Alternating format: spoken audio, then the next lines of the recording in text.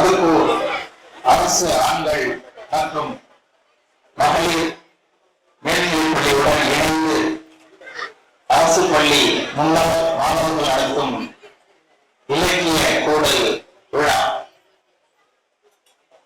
இந்த இலக்கிய கூடல் விழா இந்த அளவுக்கு இனிமே நடைபெறுவதற்கு எல்லா வகையிலும் தற்பொழுது உதவி கொண்டிருக்கக்கூடிய இயற்கைக்கு என் முதல் நன்றியை தெரிவித்துக் கொள்கிறேன். ஏனென்று சொன்னால், சில தினங்களுக்கு முன்னாலே மோந்தா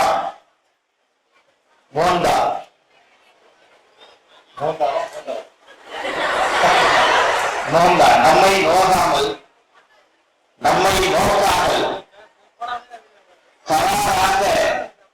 கரையேறும் இலக்கு எனக்கு மசூலிப்பட்டினம் தான் என்று அந்த இலக்கு நோக்கி சென்றதால்தான் இன்றைக்கு இந்த கரை நமக்கு ஏற்ற கரையாக அமர்ந்திருக்கிறது. எனவேதான் நான் இயற்கைக்கு என்னுடைய நன்றியை குறித்தாக்குகிறேன். மிக சிறப்பாக நம்மை எல்லாம் வரவேற்று அமர்ந்திருக்கக்கூடிய இந்த பள்ளியினுடைய தலைமை ஆசிரியருக்கு வழக்கமாகவும் இடத்தரமாகவும் அதற்கு மேற்பட்ட தரமாகவும் கூட இருந்து இப்பள்ளியை சிறப்பாக வழிநடத்துவதற்கு தன்னை அர்ப்பணித்துக் கொண்டிருக்கக்கூடிய என்னுடைய பெருமறை நண்பர் இயற்பியல் ஆசிரியர் நான் மாணிக்கம் அவர்களே,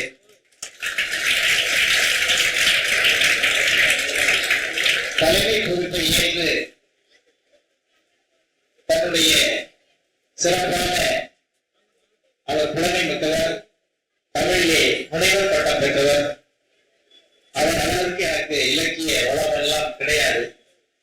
மிக சிறப்பாக தலைமையை ஆற்றி பெரிய எண்ணிக்கையில் இருக்கக்கூடிய குழந்தைகளாகிய உங்களை எல்லாம் தானாக அரவணைத்து கண்புஞ்சாது காட்டு வருகின்ற என் அருமைக்குரிய தோழியர் முனைவர் திருமலையா மீனாட்சி அவர்களே,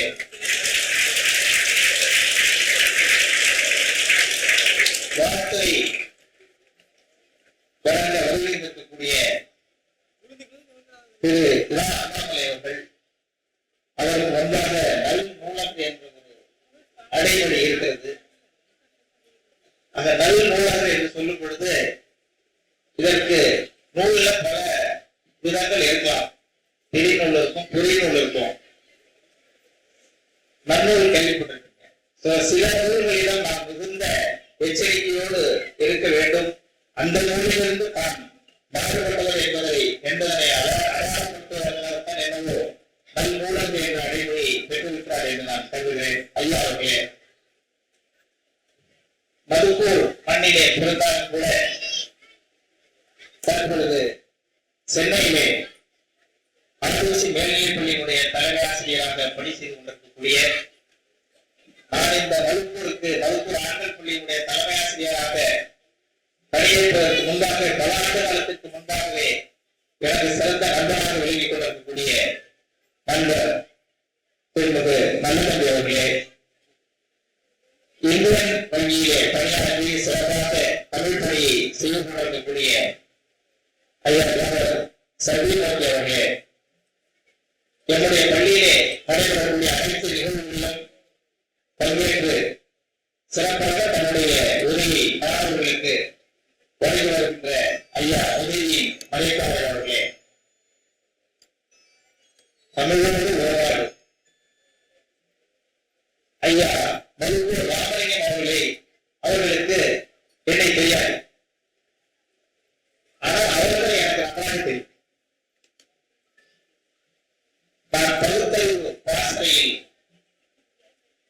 பிறந்தவர், வளர்ந்தவர், வளர்ந்து கொண்டிருப்போம், அதை தினமும் சுவாசித்துக் கொண்டிருப்போம். அந்த அடிப்படையில் திராவிட கழக மேடைகளிலே ஐயாவுடைய உதவி படத்தை நேரடியாக கேட்போம், இனியும் கேட்கும் வாய்ப்பை பெற்றிருப்பவன். இன்றைக்கு ஒரு அரிய நிகழ்வாக அவர்கள் அருகிலே இருந்து இந்த நிகழ்ச்சியை கற்பதற்குரிய ஒரு வாய்ப்பை பெற்றிருக்கிறேன். ஐயா அவர்களே,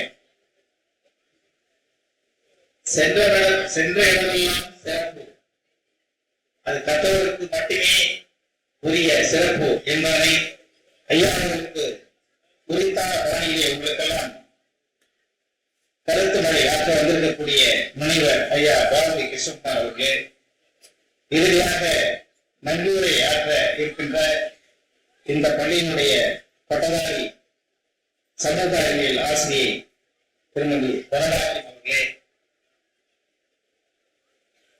நம்முடைய உள்ளங்களில் எல்லாம் எந்த விதமான அல்லது என்ன விதமான விதிகளை இவர்கள் விதிக்க போகிறார்கள் என்ற உற்சாகத்தோடும் ஊக்கத்தோடும் மிக அமைதியாக மிக நேர்த்தியாக இந்த அரங்கை அலங்கரித்துக் கொண்டிருக்கக்கூடிய என்னுடைய அன்பு ஆண் குழந்தைகளே, அன்பு பெண் குழந்தைகளே, இந்த நிகழ்ச்சியை சிறப்பாக பங்கேற்று கொள்ளக்கூடிய இரு பள்ளியினுடைய ஆசிரியர் பெருமக்களே, அலுவலக பணியாளர்களே, அருந்தமை பள்ளிகளிலிருந்தும் இந்த நிகழ்ச்சியை சிறப்பாக கண்டுபிடிக்க இருக்கக்கூடிய பெற்றோர்களே, ஆசிரியர் பெருமக்களே, கல்லூரி வித்தகர்களே, உங்கள் அனைவரையும் இந்த அழைப்புகளுடைய முகப்பிலே இணைந்து என்று போற்றுதலுடைய விளைவாக என்னுடைய சார்பாகவும் வருக வருக என வரவேற்று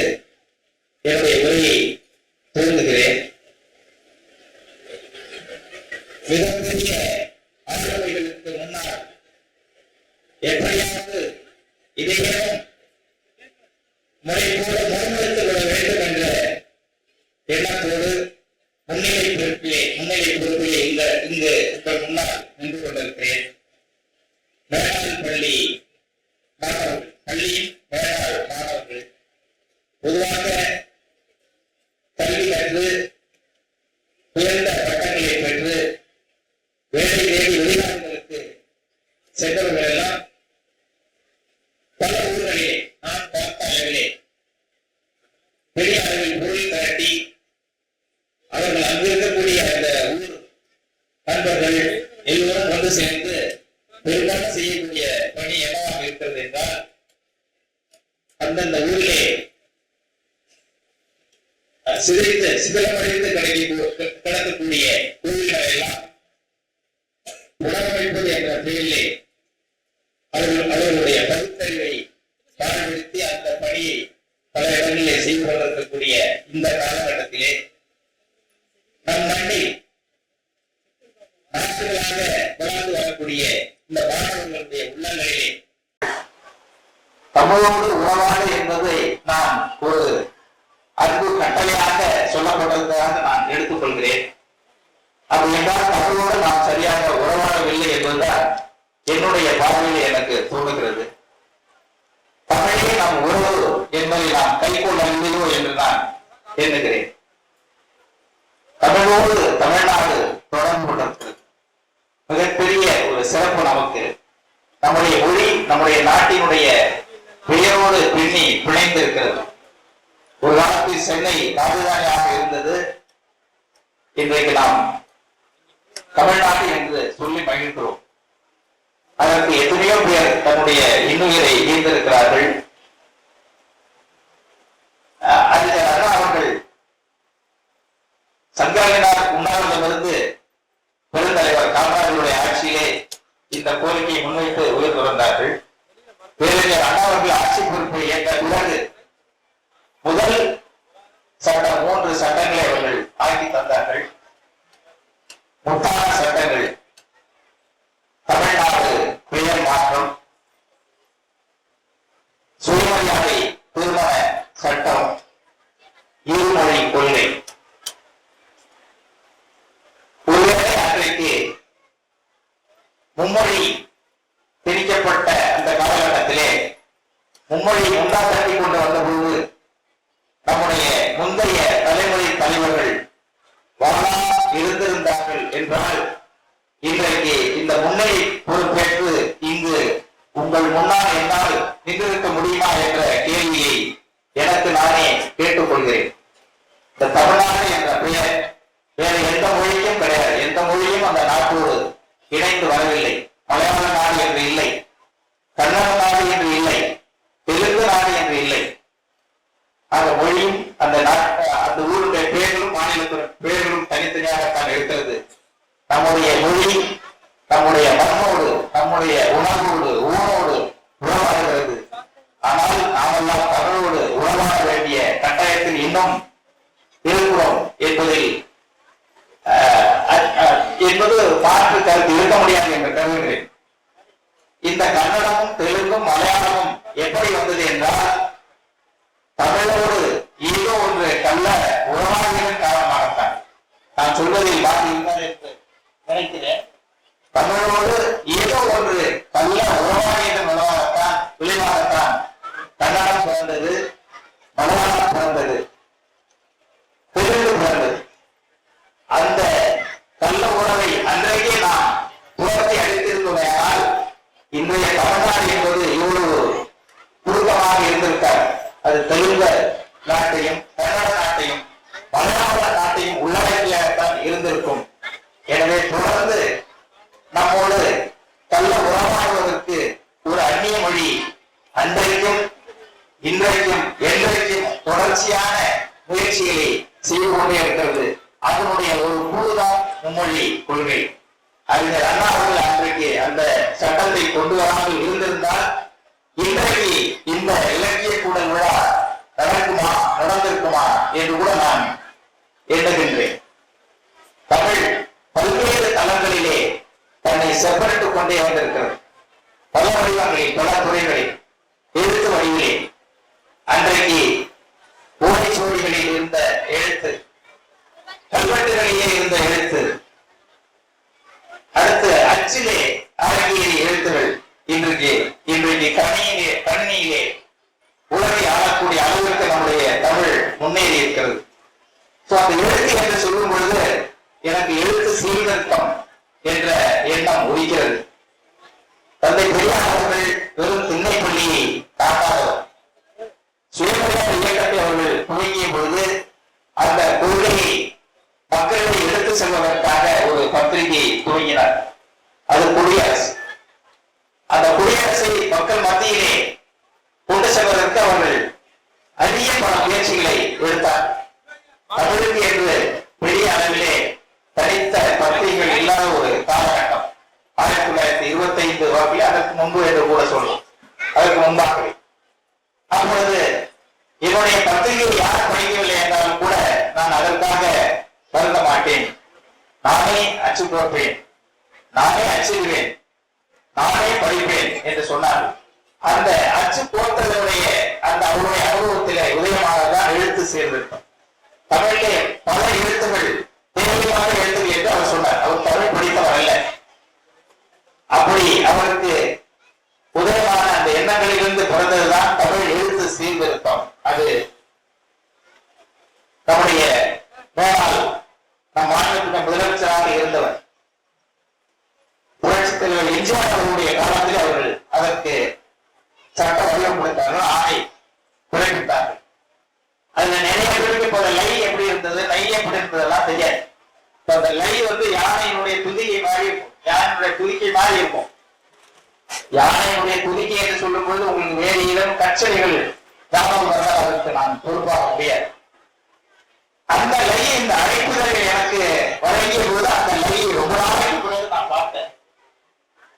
நான் இளம் பிராயத்திலிருந்து விடுதலையில் படித்து வருவேன் என்பதால் என்னை நான் அந்த எழுத்து சீர்திருத்தத்திற்கு என்றைக்கோ உள்ளாக்கி கொண்டு விட்டேன். எனக்கு அழைப்புதல் அந்த லையை பார்த்து எனக்கு வியப்பாக இருந்தது. ரொம்ப நாள் அழைப்பதில்லை. இன்றைக்கு கணினியில பெரியாருடைய அந்த எழுத்து சீர்திருத்தம் மிகப்பெரிய வாய்ப்பாக இருக்கிறது என்பதை அந்த துறையில் இருக்கக்கூடியவர்கள் நன்றாக உணர்ந்திருக்கிறார்கள். அப்படி பல ஊர்கள் தமிழை சிதைப்பதற்கும் அழிப்பதற்கும் தொடர்ந்து படையெடுத்துக் கொண்டுதான் இருக்கிறது. ஆனால் நம்முடைய தமிழ் தாய் நீண்டு நிலைத்து நின்று கொண்டிருக்கிறார். என்ன காரணம் என்றால் அவருடைய கீழ் அடி அப்படிப்பட்டது. கீழடி அதற்கு சார்ந்து சொல்கிறது. சிந்து வரை விலகி இருந்தது. தொடர்ந்து ஆனால் அந்த படையெடுப்புகள் நின்று கொண்டே இருக்கிறது. நம்முடைய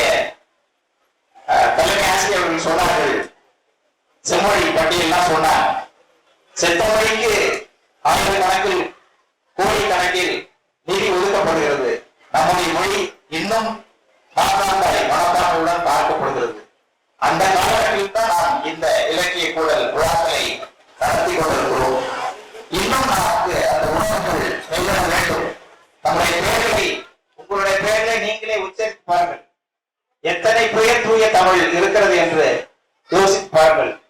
இஷு புஷு இல்லாத தமிழ் பெயர்களே இப்ப இல்ல.